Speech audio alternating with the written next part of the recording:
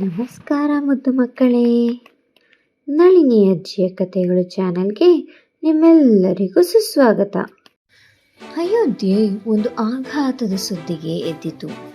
ರಾಜನಾಗಬೇಕಿದ್ದ ರಾಮ ಇದೀಗ ಅರಣ್ಯಕ್ಕೆ ಹೊರಟಿದ್ದ. ಈ ಸುದ್ದಿ ಕ್ಷಣಾರ್ಧದಲ್ಲಿ ಹರಡಿತು. ರಾಮ ಹೇಗೆ ಹೋಗಬಹುದು? ಅವನು ನಮ್ಮ ಆಶೆ, ನಾವು ಬಿಡುವುದಿಲ್ಲ. ಜನರು ಅರಮನೆಯ ಮುಂದೆ ಸೇರಿದ್ದರು.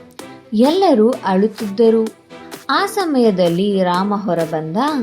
ಆದರೆ ರಾಜ ವಸ್ತ್ರದಲ್ಲಿ ಅಲ್ಲ, ಸರಳ ಅರಣ್ಯ ವಸ್ತ್ರಗಳಲ್ಲಿ. ಕಿರೀಟ ಇಲ್ಲ, ಆಭರಣಗಳಿಲ್ಲ. ಆದರೂ ಅವನು ಇನ್ನೂ ಮಹಾನ್ ವ್ಯಕ್ತಿಯಂತೆ ಕಾಣಿಸುತ್ತಿದ್ದನು.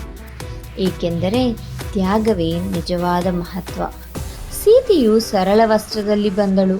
ಅವಳು ಯಾವುದೇ ವಿಷಾದವಿಲ್ಲದೆ ಅರಮನೆಯ ಸೌಕರ್ಯ ಬಿಟ್ಟಳು. ಲಕ್ಷ್ಮಣ ರಾಮನ ಪಕ್ಕದಲ್ಲಿ ನಿಂತ. ನಾನು ನನ್ನ ಅಣ್ಣನನ್ನು ಕಾಪಾಡುತ್ತೇನೆ. ದಶರಥ ಅಳುತ್ತಿದ್ದರು. ರಾಮ ನನ್ನ ಮಗ. ರಾಮ ತಂದೆಯ ಪಾದಗಳ ಸ್ಪರ್ಶಿಸಿದ. ತಂದೆ, ನಿಮ್ಮ ಮಾತೆ ನನ್ನ ಧರ್ಮ.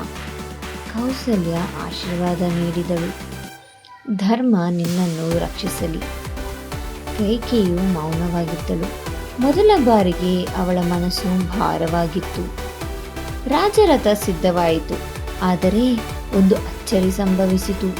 ಅಯೋಧ್ಯೆಯ ಜನರು ರಾಮನ ಹಿಂದೆ ನಡೆಯಲು ಶುರು ಮಾಡಿದರು.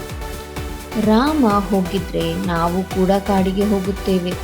ರಾಮ ತಿರುಗಿ ಹೇಳಿದರು, ನಿಮ್ಮ ಪ್ರೀತಿ ನನ್ನ ಶಕ್ತಿ, ಆದರೆ ನಿಮ್ಮ ಕರ್ತವ್ಯ ಅಯೋಧ್ಯೆಯದಲ್ಲಿದೆ. ನನ್ನ ತಂದೆ ತಾಯಿಯನ್ನು ನೋಡಿಕೊಳ್ಳಿ, ನಿಧಾನವಾಗಿ ಹೇಳಿದನು. ರಥ ಮುಂದುವರಿಯಿತು. ರಸ್ತೆಗಳು ಕಣ್ಣೀರಿನಿಂದ ತುಂಬಿದವು.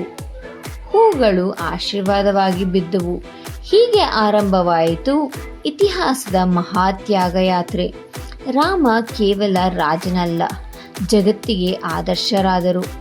ಮುಂದಿನ ಭಾಗದಲ್ಲಿ ರಾಮ ಗುಹನನ್ನು ಭೇಟಿ ಮಾಡಿ ಗಂಗೆಯನ್ನು ದಾಟಿದ ಕತೆ. ಈ ಕತೆ ಇಷ್ಟ ಆಯ್ತಾ ಮಕ್ಕಳೇ? ನಾಳೆ ಸಿಗ್ತೀನಿ. ಬಾಯ್.